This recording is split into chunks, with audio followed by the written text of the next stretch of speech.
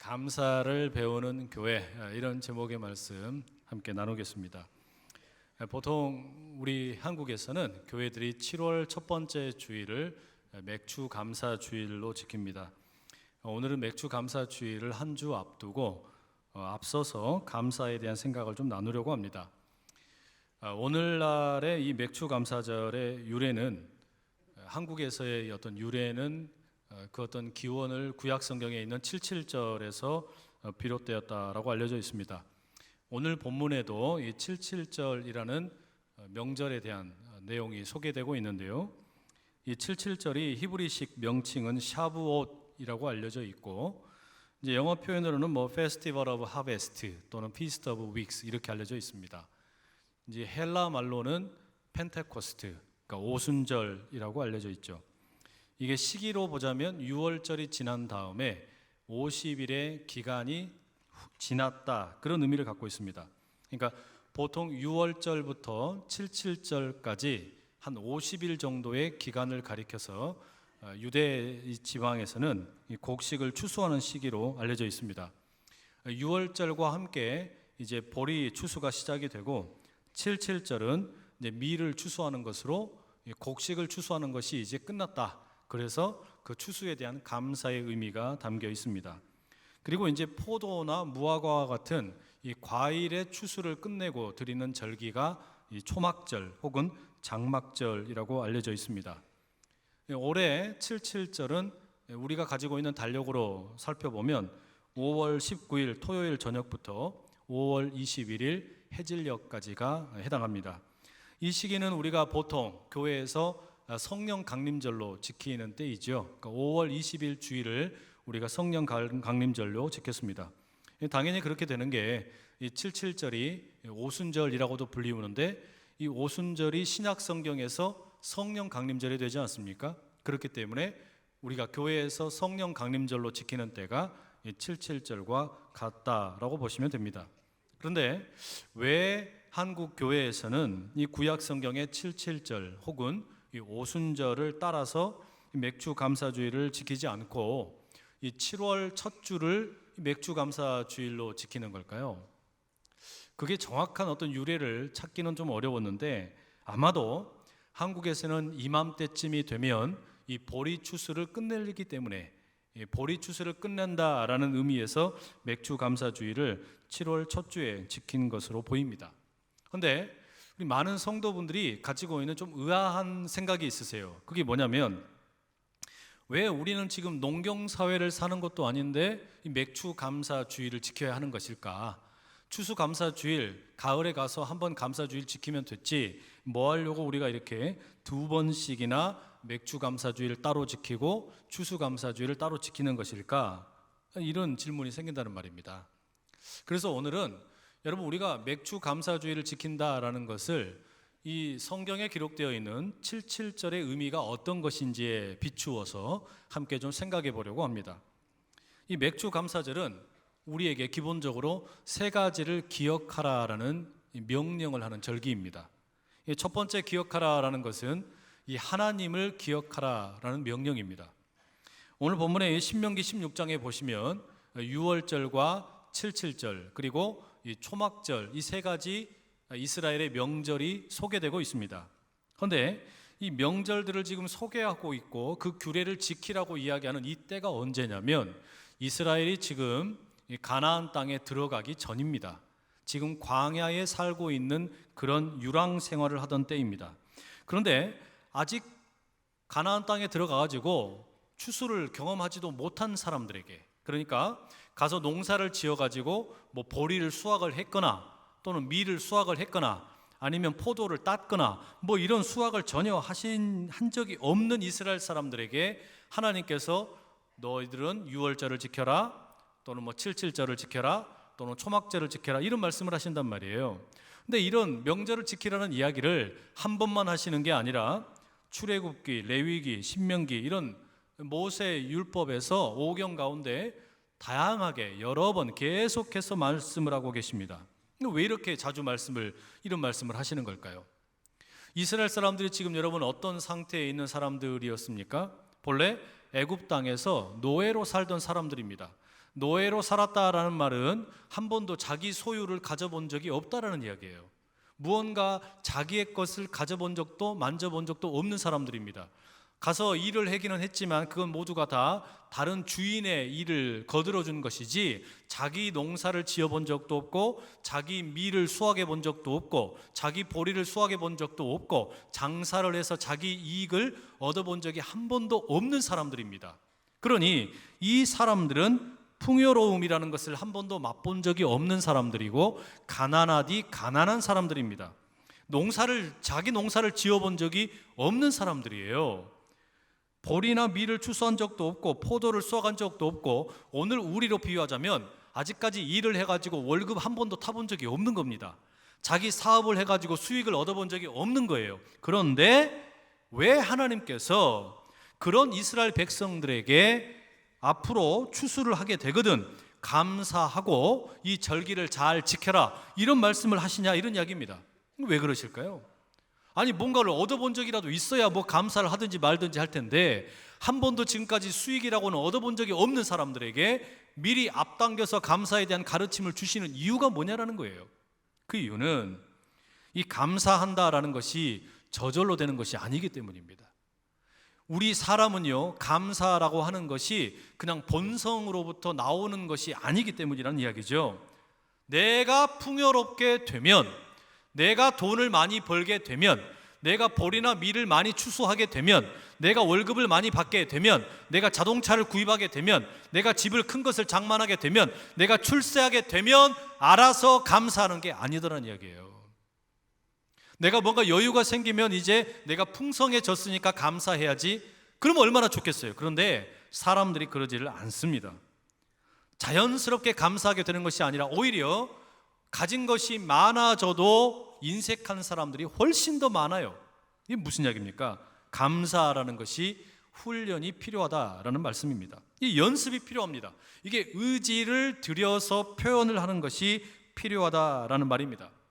여러분, 이게 이스라엘 사람들에게 의미가 있는 것이 지금 이스라엘 사람들이 살고 있는 곳은 가나안 땅, 풍요의 땅이 아닙니다. 광야에 살고 있습니다. 이 광야에서 살고 있을 동안에 여러분 어떻습니까? 하나님을 붙들 수밖에 없는 거예요. 하나님만 의지해야 합니다. 먹을 것이 없는데 하나님께서 매일같이 내려주시는 만나를 의지해야 하고 하나님이 보내주시는 메추라기를 먹고 목마르면 하나님 앞에 구하여요 반석에서 물이 나오게 하시는 그 하나님만 붙들고 사는 겁니다. 그렇기 때문에 광야에서 산다라는 것은 하나님만 붙들고 사는 거예요. 하나님을 의지하면서 살아갈 수밖에 없는 겁니다. 그런데 바로 그런 광야에 살고 있는 이 이스라엘을 향해서 하나님께서 이제 가나안 땅에 들어가기를 앞에 두고 말씀을 하시는 겁니다. 뭐라고 말씀하시는 겁니까? 이스라엘아, 네가 가나안에 들어가서 풍요롭게 되는 날, 그때도 너는 나를 의지할 수 있겠느냐?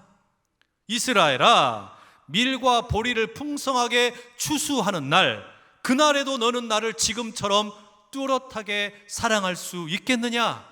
이스라엘아, 포도와 무화과가 한가득 추수하게 되는 그날에 너는 그날에도 나를 한 하나님으로 섬길 수 있겠느냐?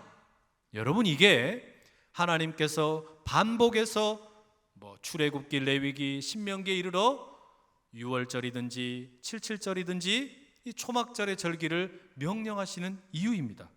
이게 여러분 오늘 우리에게도 똑같은 겁니다. 맥주 감사절을 앞두고 한번 스스로에게 질문해 보십시오. 나는 얼마나 감사하는 것이 습관이 되어 있는가 말입니다.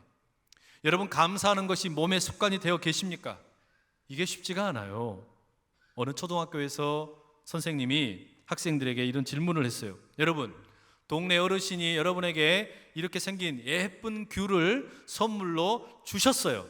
그러면 이 귤을 받았을 때 뭐라고 대답해야 되겠습니까? 힌트를 주자면 5글자입니다. 그랬더니 한 친구가 저요! 하고서 뭐라고 대답한 줄 아세요? 벗겨주세요.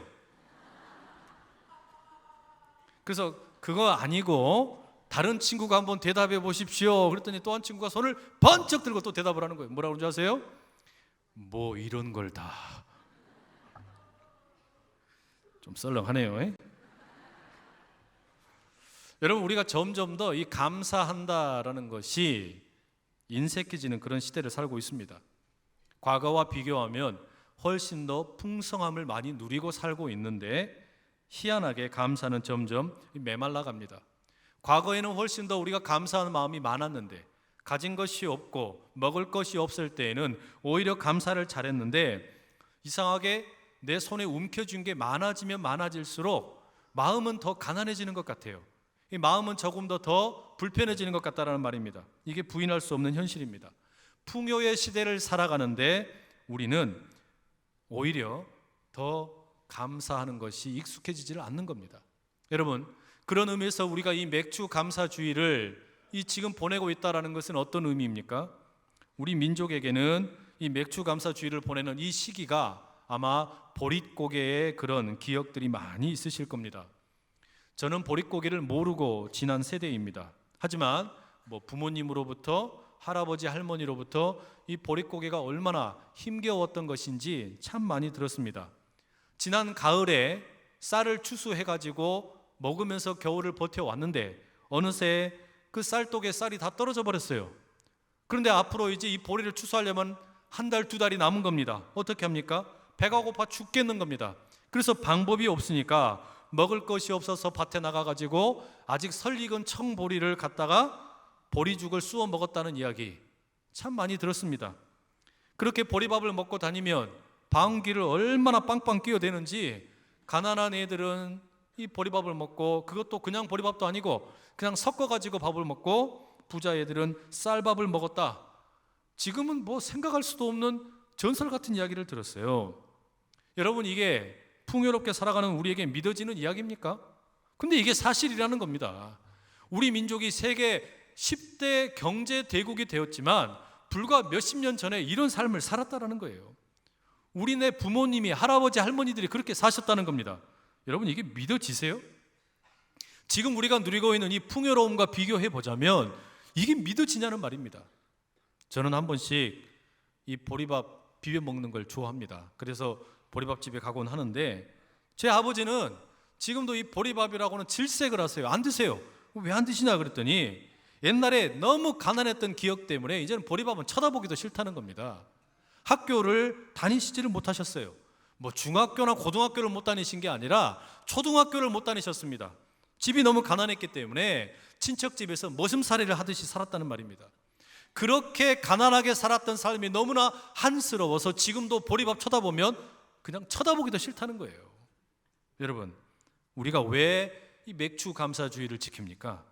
가난했던 시절을 기억하기 위함입니다. 지금 우리가 많은 것을 움켜쥐고 있다고 해서 하나님 없이 살 수 있다, 그렇게 살지 말아라, 그것을 우리로 하여금 깨닫게 하는 것이 맥주 감사주의라는 이야기예요. 나도 한때는 참 가난했다, 가진 것 없었다, 별 볼 일 없었다, 이 나라 이 민족이 그랬다, 참 헐벗고 굶주리며 살았다, 그랬기 때문에 우리가 하나님만 믿고 살았다, 하나님 한 분만 의지하고 살았다, 그거 기억하라는 겁니다. 배불렀다고, 좀 풍성해졌다고 하나님 멀리하고 살아가던 그 교만 버리고 하나님 붙잡아라, 이걸 기억하는 것이 여러분 맥주 감사절의 의미입니다. 하나님 없이 살아도 괜찮다라고 생각한다면 그건 여러분 우리 모두가 영적으로 커다란 중병에 걸린 겁니다. 뭔가 풍요로우니까, 가진 것이 많으니까 이제 하나님은 필요 없다, 바로 그런 우리의 생각을 송두리째 뒤집어내는 것이 바로 이 감사절의 의미라는 겁니다. 감히 바라기는 함께 예배하시는 여러분 모두 가운데 이 맥주 감사절을 보내며 어려웠던 시기를 그 기억을 하면서 오로지 하나님만 여전히 붙들 수 있는, 풍요로운 시대에도 가난한 마음으로 살 수 있는 우리 모두 다 될 수 있기를 축복합니다. 이 두 번째, 맥주 감사절이 기억하라라는 것은 우리의 이웃을 기억하라라는 명령입니다. 오늘 우리가 함께 읽은 본문의 11절 이런 말씀이 있지요. 너와 네 자녀와 노비와 네 성중에 있는 레위인과 및 너희 중에 있는 객과 고아와 과부가 함께 네 하나님 여호와께서 자기의 이름을 두시려고 택하신 곳에서 네 하나님 여호와 앞에서 즐거워할지어다. 이 77절의 규례 중에 하나가 무엇이냐면 추수를 잘 하거든 이 추수의 기쁨을 이웃과 함께 나누라는 겁니다. 특히 여러분, 시대를 막론하고 장소를 막론하고 이렇게 추수의 기쁨을 누리는 사람들이 아무리 많아도 여전히 가난한 사람들이 있다는 거예요. 수많은 사람들이 밀을 추수하고 보리를 추수해서 너무나 흥겹습니다. 기쁘고 즐겁습니다. 그런데 그 와중에도 어렵고 가난한 사람들이 있다는 것을 꼭 기억하라는 겁니다. 레위인, 나그네, 고아, 과부와 같은 자들이 대표적으로 언급이 되고 있는 것이지요. 이게 여러분, 감사의 본질이라는 것이 하나님을 기억하는 것과 함께 동시에 어려운 이웃을 기억하는 것이다. 이게 감사의 본질이라는 겁니다. 문제는 여러분, 우리가 어려운 이웃을 기억한다라는 거, 그거 참 어려운 일입니다. 내가 여유가 생기면 어려운 사람 도와야지, 이게 쉽지가 않습니다. 그런데 여러분, 지금은 그렇게 어려운 사람들을 기억하는 것뿐만이 아니라 사실은 우리 주변에 있는 사람들에게 감사하기조차 참 인색한 시대입니다. 어려운 사람을 기억하는 것은 사치이고, 그냥 내 옆에서 일상적으로 만나는 사람들에게도 우리가 감사하는 것이 참 쉽지 않습니다. 왜 그럴까? 왜 점점 더 우리가 옆에 있는 사람들, 이웃들에 대해서 감사하는 마음이 어려워지는 것일까? 가만히 생각을 해보니까 이게요, 이 자본주의 사회 때문입니다. 우리가 살아가고 있는 이 삶이, 이 세상이 자본주의 사회, 돈으로 돌아가고 있는 세상이기 때문이다라는 말입니다. 여러분, 우리가 누군가에게 어떤 큰 은혜를 입게 되면 가르쳐주지 않아도 감사하죠. 내가 너무 배고픈데 배고픈 나에겐 누가 빵을 공짜로 줬어요. 어떻습니까? 그냥 엎드려 절하고 싶을 만큼 감사한 마음이 듭니다. 또 길을 가다가 길을 잃어버렸는데 길을 가르쳐주는 사람을 만났습니다. 그러면 자연스럽게 감사하는 게 뭐 당연합니다. 문제는요, 이런 경우입니다. 지금 이 자본주의 사회를 살아가면서 내가 무언가 필요한 게 있어서 물건을 파는 사람에게, 서비스를 제공하는 사람에게 내가 돈을 지불했어요. 자, 그럼 내가 돈을 지불하고 나에게 필요한 물건을 받았고 서비스를 공급받았습니다. 그러면 이럴 경우에 우리가 굳이 감사할 필요 있습니까? 자본주의 사회는 뭐라고 가르치냐면, 네가 정당한 대가를 지불했다면 굳이 감사할 필요 없다. 너 돈 줬잖아. 그러면 됐다. 이렇게 가르친단 말이에요. 그러니까 굳이 상대방에게 내가 돈 주었으면 이제 그걸로 끝났다, 이런 생각을 갖고 살아가도록 만들어주는 게 우리가 살고 있는 이 자본주의 사회입니다.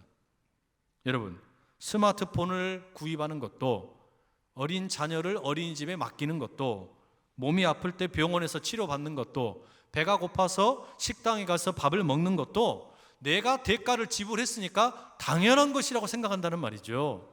이게 돈으로 돌아가는 세상, 이 자본주의 사회에 살면서 많은 사람들이 내가 돈을 지불했으면 그것은 마땅히 누릴 것이다, 당연하다, 이런 생각 때문에 굳이 감사할 필요를 느끼지를 못하는 겁니다. 그런데 여러분, 정말 그럴까요? 여러분, 우리가 지금 이렇게 일상적으로 사용하고 있는 이 돈이라고 하는 것이 어떻게 만들어졌습니까? 경제학에서는 보통 이렇게 돈의 유래라고 하는 것을 물물 교환을 돕기 위한 수단으로서 만들어졌다라고 가르칩니다. 일리가 있는 이야기입니다. 두 사람이 만나서 물물 교환을 합니다. 쌀 한 가마니를 가지고 온 사람과 상추 농사를 짓는 사람이 만나서 함께 교환을 하기로 했어요. 그런데 쌀 한 가마니에 해당하는 상추를 주려면 얼마나 줘야 되겠어요? 이게 뭐 집채만하게 준비를 해서 줘야 되잖아요. 너무 크단 말이죠. 불편해요. 그래서 이 거래를 돕기 위해서 돈이라고 하는 제도가 생겨난 게 맞습니다. 물물 교환을 돕는 것이죠. 그러나 돈이라고 하는 것은 단지 물물 교환을 위한 수단만은 아니라는 겁니다. 본래 돈의 유래는 감사를 표현하기 위해서 생겨난 겁니다. 이 돈이라고 하는 것은 그냥 생겨난 것이 아니라 본래는 감사를 표현하기 위한 수단으로서 생겨났다는 것을 우리가 잊어버리면 안 돼요. 이 돈이 언제 생겨났는지 정확히 알 수는 없지만 여러분, 한번 석기 시대를 한번 상상해 보세요.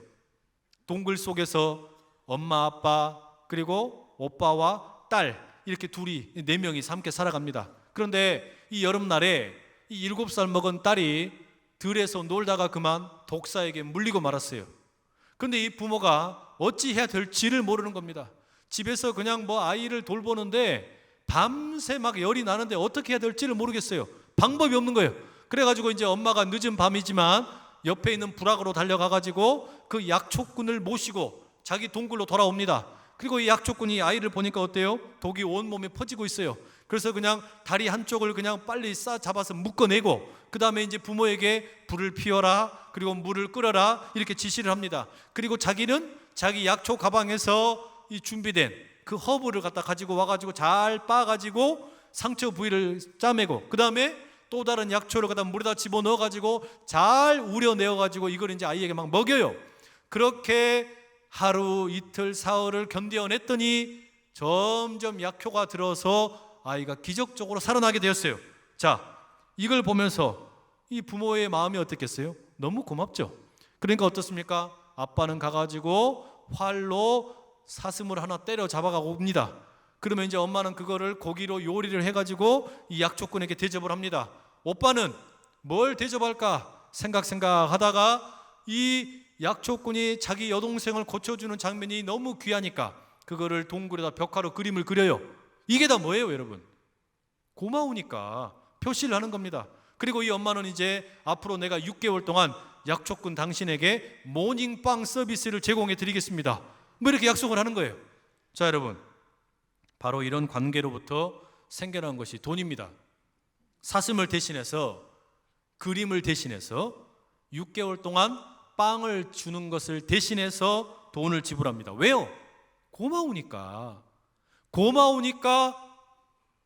사슴을 주고 빵을 주고 그림을 그리는 겁니다.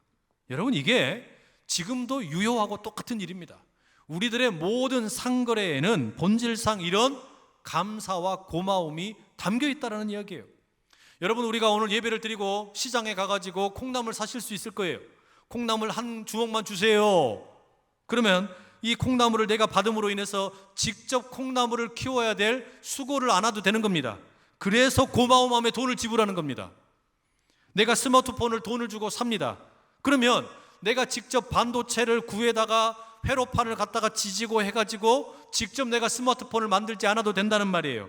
그게 고마워서 돈을 지불해 주는 겁니다. 내가 빵집에 들러서 빵을 삽니다. 그러면 내가 직접 빵을 구워야 될 필요가 없습니다. 그게 감사해서 돈을 지불한다는 이야기예요. 택배로 물건을 친구에게 보냅니다. 내가 그러면 대신해서 이것을 직접 배달할 필요도 없고 시간을 보낼 필요도 없습니다. 그런 것이 감사해서 돈을 지불한다는 이야기예요. 여러분, 바로 이런 점에서 보면 우리가 상거래를 한다는 거, 돈을 가지고서 거래를 한다는 것은 기본적으로 뭐냐? 나를 대신해서 이런 것을 주셔서 감사합니다, 이 고마움을 표시하는 거란 이야기란 말이죠. 그런데 우리가 살고 있는 이 자본주의는 뭐라고 이야기하냐면 돈이면 다 된다, 너가 돈 준 거면 그거 다 끝난 거야, 뭐 감사할 필요 없어, 이렇게 우리에게 가르친단 말이에요. 그렇지 않습니다, 여러분. 내가 작은 것 하나를 구입을 해도 그건 다 상대방이 나를 대신해서 해줬다, 감사의 마음이 담겨 있는 겁니다. 길을 가다가 커피 한 잔을 마셔도, 빵 하나를 사 먹어도, 식사를 해도 이 모든 것은 다 나를 위해서 수고해 주셔서 고맙습니다, 감사의 마음으로 우리가 하는 거란 말이죠. 내가 지금 누리고 있는 거, 돈이라고 하는 대가를 지불했다고 당연한 것으로 생각하지 말라는 이야기입니다.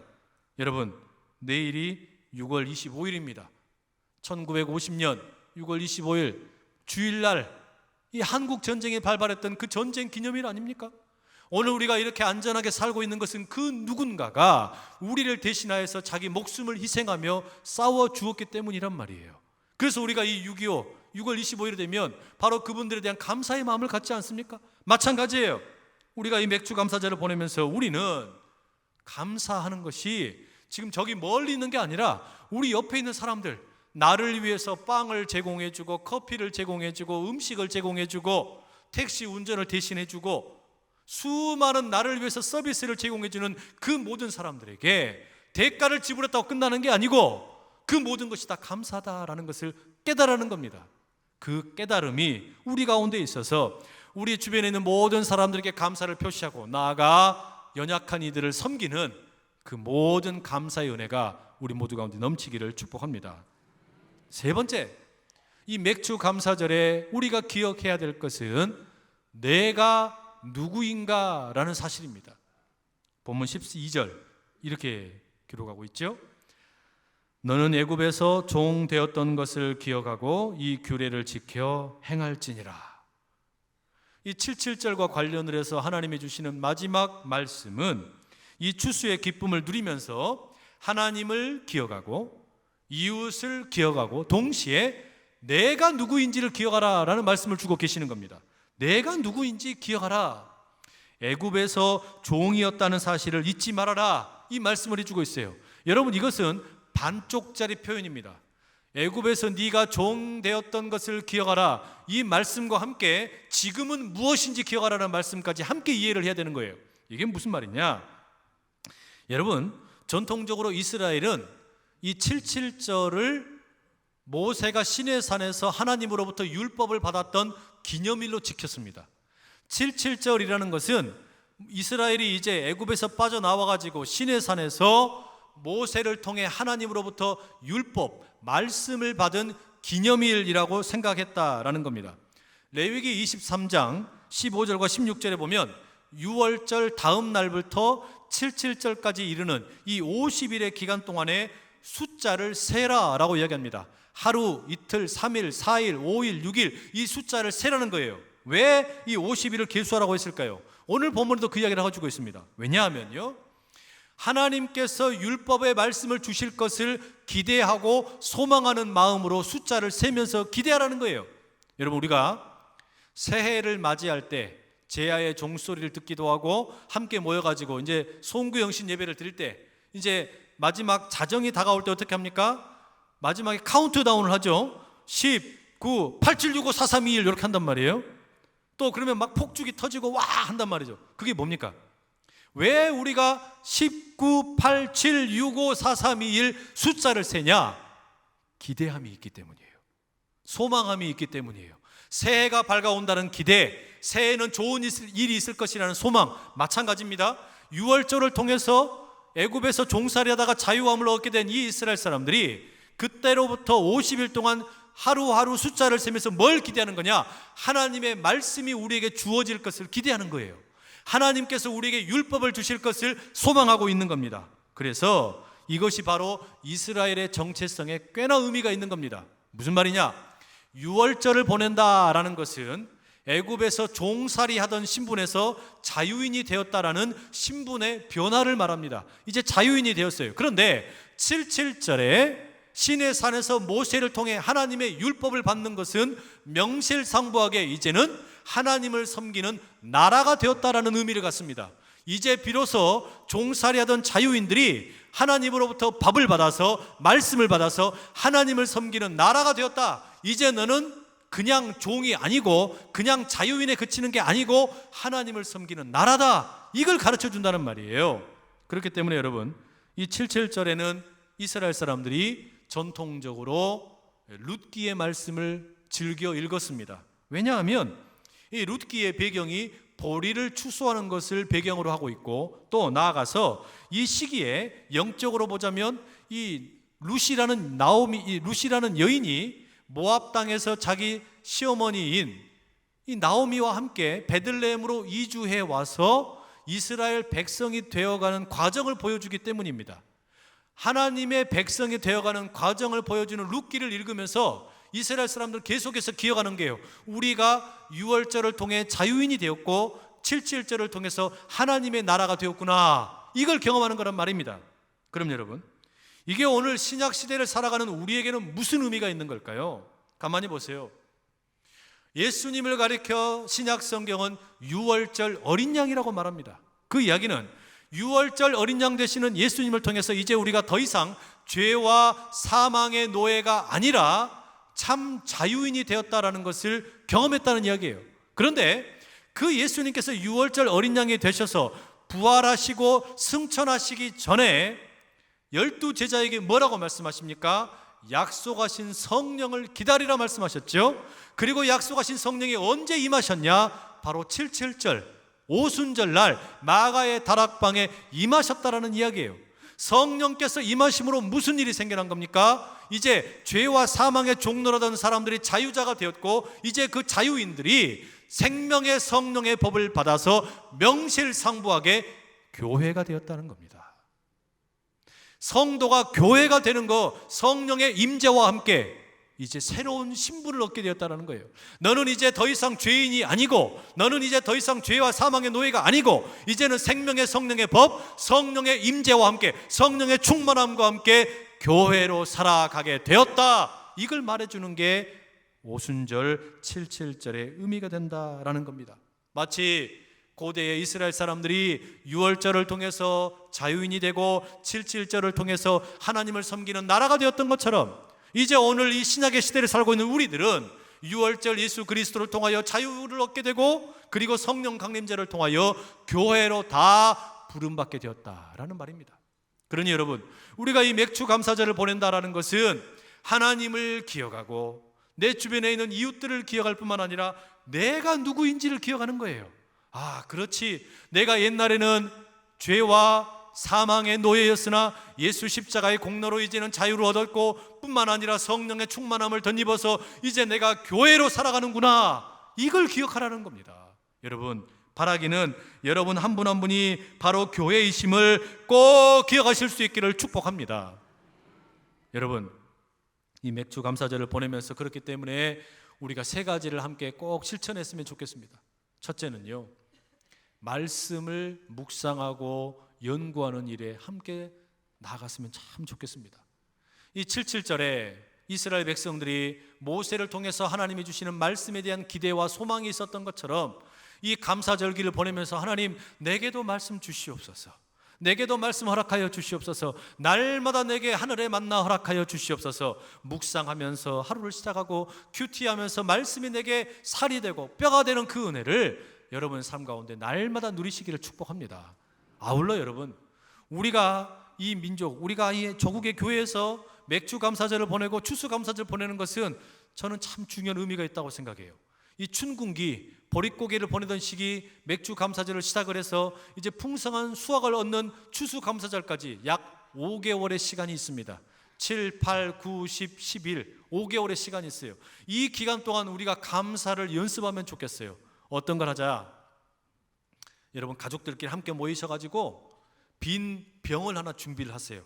빈 단지를 하나 준비하시는 겁니다. 그리고 내일부터 당장 이제 감사 쪽지가 되었든 감사 일기가 되었든 한번 써보시는 겁니다. 그리고서 그냥 거기다 다 담는 거예요.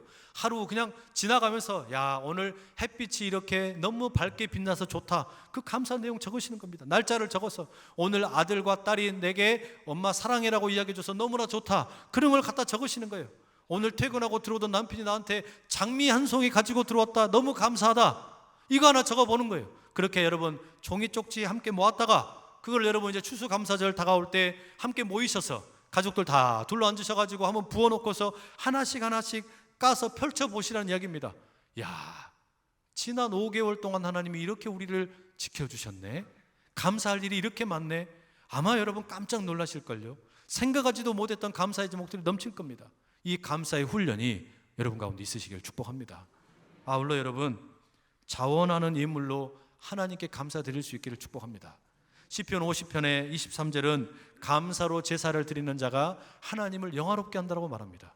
예배를 드린다고 해서 다 예배를 드리는 게 아니라 감사의 마음이 담겨있는 예배를 하나님이 기뻐 받으신다라는 거예요.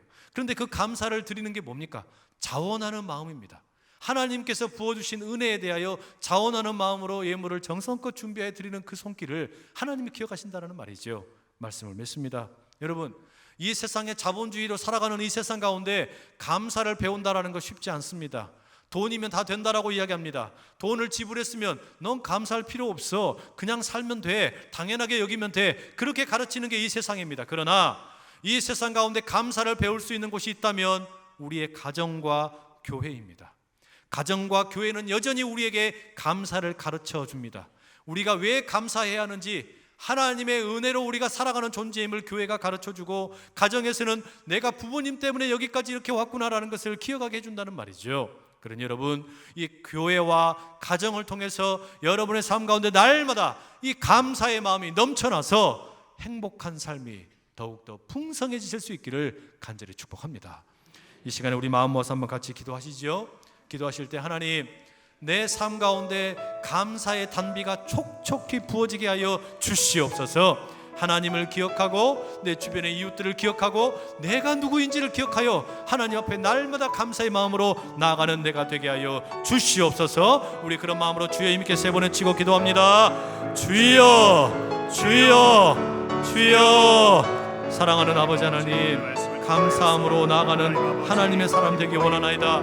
아버지 하나님이여, 이 자본주의 사회에서는 내가 대가를 지불했으면 그냥 당연히 누리라고 이야기합니다. 그러나 주님 아버지 하나님이여, 풍요의 시대를 살아갈수록 가난할 때에 하나님을 붙들고 살았던 그 믿음 변치 않도록 우리 하나님을 기억하는 아버지 우리의 겸손함 있게 해주시고, 아버지 내 주변에 있는 이웃들에게 아버지 더 감사하는 마음이 있게 해주시고, 또 아버지 내가 누구인지, 과거에 내가 죄인이었고 내가 아버지 별 볼 일 없는 존재였으나 이제는 자유자가 되었고 교회로 부름받았음을 기억하며 살아가도록 은혜 베풀어 주시옵소서. 사랑하는 아버지 하나님, 지난 6개월 우리를 지켜주시고 우리의 가정을 지켜주시고 사업장을 지켜주시고 은혜 베풀어 주신 것 참으로 감사를 드립니다. 맥주 감사주의를 앞두고 이 감사가 얼마나 중요한지, 얼마나 깊은 의미가 있는지 우리가 되새기게 하심에 감사를 드립니다. 주님, 가난할 때에는 먹을 것이 없어서 하나님 붙잡았는데 이제 좀 먹고 살만하다고, 풍요로워졌다고 하나님을 잊어버리는 우리가 되지 않도록 날마다 하나님을 기억하게 하여 주시고, 주변의 이웃들에게 마땅히 드려야 할 감사를 표현할 줄 아는 넉넉한 마음이 있게 하여 주시고, 이제는 내가 죄인에서 자유자가 되었고 교회로 부름받았음을 기억하는 복된 감사의 마음이 있게 하여 주시옵소서. 예수 그리스도의 이름으로 기도드립니다. 아멘.